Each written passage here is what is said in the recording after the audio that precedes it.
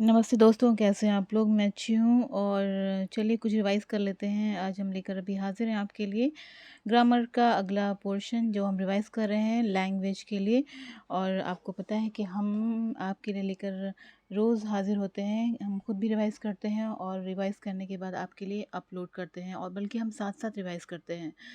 तो ये देखिए बिहार लोक सेवा आयोग द्वारा आयोजित प्राथमिक, माध्यमिक एवं उच्च माध्यमिक विद्यालय अध्यापक भर्ती परीक्षा गाइड है ये, पेपर 1 है ये, लैंग्वेज क्वालिफाइंग मार्क्स जिसमें दिया हुआ है 25 मार्क्स इंग्लिश लैंग्वेज के लिए और पार्ट पार्ट 1 में और पार्ट 2 में हिंदी लैंग्वेज रहेगा जो 75 मार्क्स के लिए रहेगा। ये भी हमारे लिए कंपल्सरी है, इसे पढ़ना भी बहुत ज़रूरी है बाकी सब्जेक्ट के साथ-साथ। तो आइए आगे बढ़ते हैं। कल हम पढ़ रहे थे, कल हमने रिवाइज़ किया था एडजेक्टिव और उसके कुछ एक्सरसाइज भी किए थे। अब हम आगे बढ़ते हैं और हम अब पहुंच चुके हैं किसमें? द वर्ब में। तो आइए रिवाइज करते हैं verb. A verb denotes an action और feeling and tell us something about a person, place और thing. No sentence is considered to be complete without a verb. A verb denotes an action or feelings and tells us something about a person, place or thing. No sentence is considered, कोई भी sentence, कोई भी वाक्य जो है considered नहीं होगा to be complete without a verb, बिना वर्ब के फॉर्म के। तो वर्ब के फॉर्म्स क्या क्या हैं आइए जानते हैं।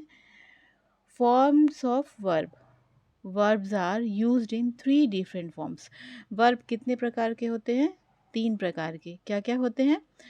प्रेजेंट और फर्स्ट और ओरिजिनल फॉर्म। पहला जो फॉर्म होता है वो क्या होता है? प्रेजेंट और फर्स्ट और ओरिजिनल फॉर्म। अच्छा, दूसरा क्या होता है? पास्ट और सेकंड फॉर्म। दूसरा फॉर्म जो होता है वर्ब का वो क्या होता है? पास्ट और सेकंड फॉर्म।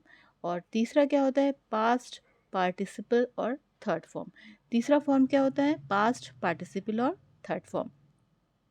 देखिए यहाँ पे कुछ नोट्स इन्होंने दे रखे हैं और नोट्स में क्या है? The form of the verb use determine the tense of a sentence और conversely the tense of a sentence determine the form of the verb that is used. अच्छा, the form of the verb use determine the tense, जो tense को determine करते हैं sentence में, तो क्या होगा? The tense of a sentence determine. और वो क्या सेंटेंस को डिटरमाइन करेंगे? टेंस के the form of the verb that is use, जो हम सेंटेंस में वर्ब यूज करते हैं। आगे बढ़ते हैं। The first form is the actual form. जो पहला फॉर्म होता है वो कौन सा फॉर्म होता है? एक्चुअल फॉर्म होता है, यानी कि वास्तविक।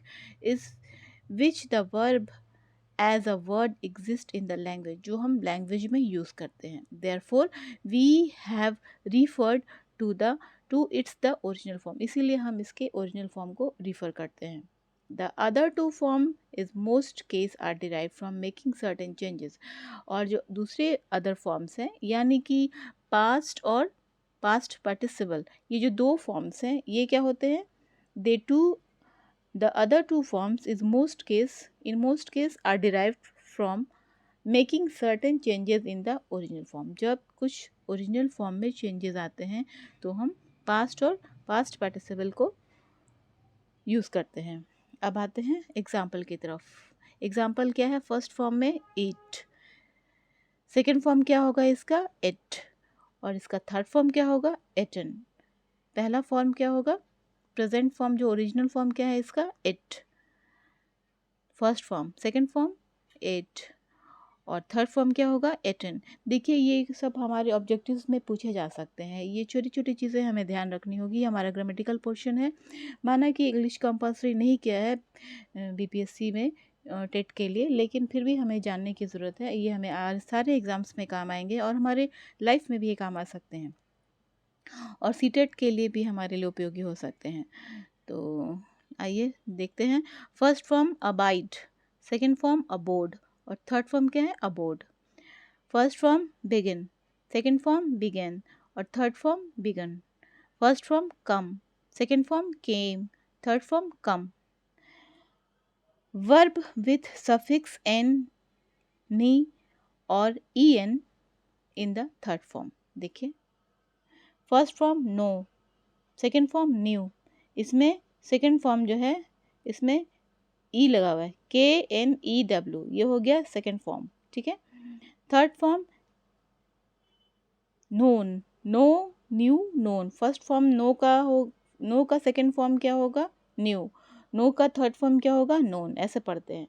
और फर्स्ट फॉर्म जो है राइट का क्या है? राइट ही है, लेकिन फर्स्ट फॉर्म सेकंड फॉर्म क्या होगा राइट का? रोट। और थर्ड फॉर्म क्या होता है? रिटन। Write, wrote, written. अब आते हैं एक और एग्जांपल पे, बियर। बियर का क्या होगा? बोर। और इसका थर्ड फॉर्म क्या होगा? born।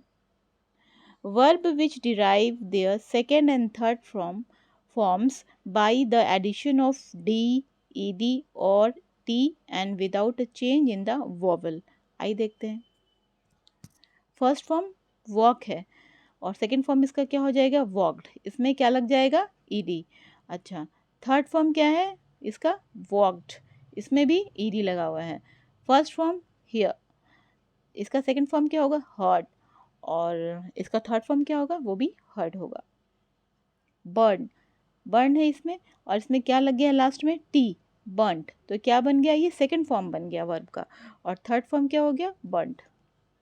टॉक, ये फर्स्ट फॉर्म है जिसमें ईडी लग जाएगा, वो सेकंड फॉर्म, और थर्ड फॉर्म भी इसमें भी ईडी लगा हुआ है। टॉक, टॉक्ड और टॉक्ड। इसको आप अच्छे से रिवाइज कर लेंगे, इससे एक आध ऑब्जेक्टिव आपके आ सकते हैं, बल्कि एक दो आ सकते हैं या फिर ज़्यादा भी आ सकते हैं। Verb that have a vowel changes as well as the addition of suffix। First form feel, feel का second form felt, third form felt. और नील, नील का नेल्ट, थर्ड फॉर्म इसका क्या है? नेल्ट है। सेल, ये फर्स्ट फॉर्म है, second form sold होता है। Sell, sold, sold. Third form क्या है इसका? सोल्ड। कभी आप देखते होंगे शॉप में लिखा होगा सेल सेल, और जब कुछ सेल ख़त्म हो चुका होता है तो फिर लिख देते हैं सोल्ड आउट, बिक चुका है। ठीक है, तो ये क्या होता है? सेकंड फॉर्म होता है। फर्स्ट फॉर्म कैन है, कैन का सेकंड फॉर्म क्या होता है? कुड। और थर्ड फॉर्म क्या होता है? Could. In some cases the verb retain their original in all the three form. कभी कभी क्या होता है कि तीनों फॉर्म में वर्ब एक समान होते हैं। तो वो कौन कौन से वर्ड होते हैं, आइए जरा देख लें वो कौन कौन से वर्ब होते हैं। कास्ट, कास्ट का फर्स्ट फॉर्म भी कास्ट ही होगा। अगर क्वेश्चन पूछ देता है आपको तो आप क्या करेंगे? कास्ट का first form cast, second form cast, third form cast. Cut, cut का सेकंड फॉर्म भी कट होता है, याद रखना है, और थर्ड फॉर्म भी कट होता है। लेट का फर्स्ट फॉर्म लेट ही होगा, सेकंड भी लेट होगा और थर्ड भी लेट होगा। और इसका जो हर्ट है, हर्ट का first form hurt, hurt second form और हर्ट थर्ड फॉर्म। तो अब आज के लिए इतना ही रिवीजन है, इतना काफ़ी है, ताकि हम बहुत ज़्यादा अगर रिवाइज कर लेते हैं तो हम भूल भी सकते हैं। ठीक है, बाकी कल हम रिवाइज करेंगे इसका पर्सन और नंबर। ठीक है, अब आइए कुछ हिंदी के ग्रामर पोर्शन को टच कर लेते हैं। भाषा और हिंदी भाषा ज्ञान। हमने विशेषण पढ़ लिया था, अब हम आ जाते हैं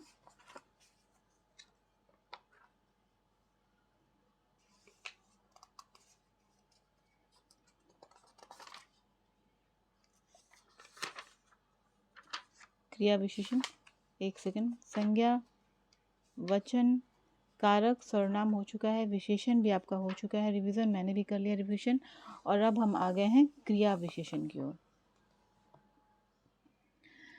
क्रिया विशेषण दोस्तों, ये सब रिवीजन मैं एक ही बुक से कर रही हूँ। ये बुक है अध्यापक भर्ती परीक्षा गाइड है, ये क्रॉन पब्लिकेशन की किताबें हैं। आपको हिंदी के लिए 75 मार्क्स के लिए अपने आप को तैयार करना पड़ेगा, और हम कोशिश करेंगे कि हम लोग जो जो पढ़ रहे हैं, जो भी चीज़ें पढ़ रहे हैं, वो सब आप तक अपडेट कर दें। तो अब आते हैं क्रिया विशेषण की तरफ। जो शब्द क्रिया की विशेषता प्रकट करे उसे क्रिया विशेषण कहते हैं। जो शब्द क्रिया की विशेषता प्रकट करे उसे क्रिया विशेषण कहते हैं। क्रिया विशेषण के चार भेद होते हैं। रीति वाचक क्रिया विशेषण क्रिया के ढंग या रीति की विशेषता का बोध करता है। कालवाचक क्रिया विशेषण क्रिया के समय की विशेषता का बोध करता है। स्थानवाचक क्रिया विशेषण क्रिया के स्थान की विशेषता का बोध करता है। परिमाणवाचक क्रिया विशेषण क्रिया की मात्रा या नापतोल का बोध करता है। विशेषण और क्रिया विशेषण में अंतर क्या होता है? जब विशेषण शब्द क्रिया से पहले आता है तब क्रिया विशेषण होता है, तथा संज्ञा से पहले आता है तो विशेषण होता है। जैसे राम बहुत बोलता है, क्रिया विशेषण हो गया। राम तेज विद्यार्थी है, विशेषण हो गया। बहुवैकल्पिक कुछ प्रश्न दिए हुए हैं, आइए दो चार कर लेते हैं। आराध्या नित्य शरारत करती है, रेखांकित शब्द क्या है? अच्छा, नित्य क्या है? स्थानवाचक है, रीतिवाचक है, परिमाणवाचक है या फिर कालवाचक है? आराध्या नित्य शरारत करती है, यानी कि ये रेगुलर ऐसा काम करती है, तो इसके लिए क्या होगा? डी। डी सही होगा, कालवाचक क्रिया विशेषण। दूसरा देखते हैं, तेजस्विनी तेजस्विनी कम बोलती है, रेखांकित शब्द क्या होगा? परिमाण, काल, क्रिया और रीतिवाचक क्रिया विशेषण या फिर स्थानवाचक क्रिया विशेषण। इसमें क्या हो रहा है? इसका परिणाम हो रहा है परिमाण, कि इसमें इसके बोली में कम और ज़्यादा की बोध हो रहा है, तो ये हो जाएगा परिमाणवाचक। और तीसरा, थर्ड में क्या है?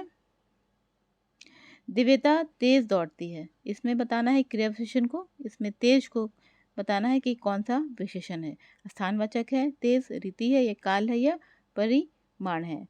तेज क्या हो सकता है?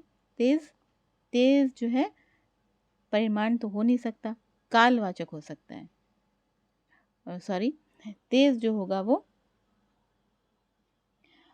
कालवाचक नहीं होगा, तेज जो होगा वो रीतिवाचक होगा। रीतिवाचक किसे कहते हैं? इसमें देख लेते हैं हम लोग, रीतिवाचक किसे कहते हैं? क्रिया के ढंग या रीति की विशेषता का बोध कराता है। अच्छा, जो उसके ढंग का बोध कराता है, यानी कि वो कैसे दौड़ता है? तेज दौड़ता है। कैसे दौड़ता है वो? तेज दौड़ता है, तो इसमें क्या होगा? रीतिवाचक। अब आते हैं हम लोग, पुष्पा धीरे धीरे चल रही है, वाक्य में रेखांकित क्रिया विशेषण की विशेषता बताइए। पुष्पा कैसे चल रही है? धीरे धीरे चल रही है, ये भी क्या है? रीतिवाचक है, ये इसके ढंग को बता रहा है कि ये कैसे चल पाती है। मैं ऊपर बैठा हूँ, इसमें कौन सा क्रिया विशेषण है? मैं ऊपर बैठा हूँ, इसमें जो है स्थानवाचक क्रिया विशेषण, कहाँ बैठा है? ये ऊपर बैठा है, इसे बोध हो रहा है स्थान का। और छठा भी प्रश्न कर लेते हैं, क्रिया के अर्थ में विशेषता प्रकट करने वाले को क्या कहते हैं? क्रिया के अर्थ में विशेषता प्रकट करने वाले को क्या कहते हैं? क्रिया विशेषण कहते हैं, विशेषण कहते हैं, सर्वनाम कहते हैं या काल कहते हैं? क्या कहते हैं? काल कहते हैं। क्रिया के अर्थ में विशेषण प्रकट कर रहा है, ये विशेषता प्रकट कर रहा है। और 7वां नंबर पे आ जाते हैं, अत्यंत शब्द किस क्रिया विशेषण का उदाहरण है? अत्यंत, अत्यंत जो है वो है परिमाणवाचक। अत्यंत क्या है? परिमाणवाचक। इसमें क्या होता है? ये माप तौल बता रहा है, अत्यंत। और अब आते हैं 8 नंबर पर। 8वां क्या है? कालवाचक क्रिया विशेषण। कालवाचक क्रिया विशेषण क्या होगा? पर्याप्त, आगे, पीछे या अब? अब जो होता है वो काल होता है। और 9th नंबर पे आ जाते हैं, धीरे धीरे किस क्रिया का क्रिया विशेषण का उदाहरण है? धीरे धीरे बताइए। धीरे धीरे भी रीतिवाचक है, कालवाचक नहीं है, स्थानवाचक नहीं है, परिमाणवाचक नहीं है। और अब हम आते हैं लास्ट में 10th नंबर पे, वह गलत होने से डरती है, क्रिया विशेषण भरना है इसमें, कौन सा होगा? वह गलत होने से अचानक डरती है, तेज डरती है, कम डरती है या बहुत डरती है? तो ये होगा बहुत। बहुत जो होगा क्रिया विशेषण इसमें होगा। वह गलत होने से बहुत डरती है, ये कौन सा क्रिया विशेषण है? उचित क्रिया विशेषण भरना है इसमें, यानी कि जो क्रिया विशेषण सही है वही उसमें लगा देना है। तो आज हमने ये चैप्टर कंप्लीट किया, क्रिया विशेषण। तो इसी तरह हम थोड़ा थोड़ा करके रिवाइज करेंगे। और अब रखिए अपना ख्याल, दीजिए इजाज़त मुझे, और खूब मन लगा के रिवाइज कीजिए, मैं भी कर रही हूँ। मेरे चैनल्स को प्लीज़ शेयर, सब्सक्राइब और लाइक करें, ताकि मैं आपके लिए अपडेट करती रहूँ, अपलोड करती रहूँ। ओके, बाय, गुड नाइट, शुभ रात्रि, जय हिंद।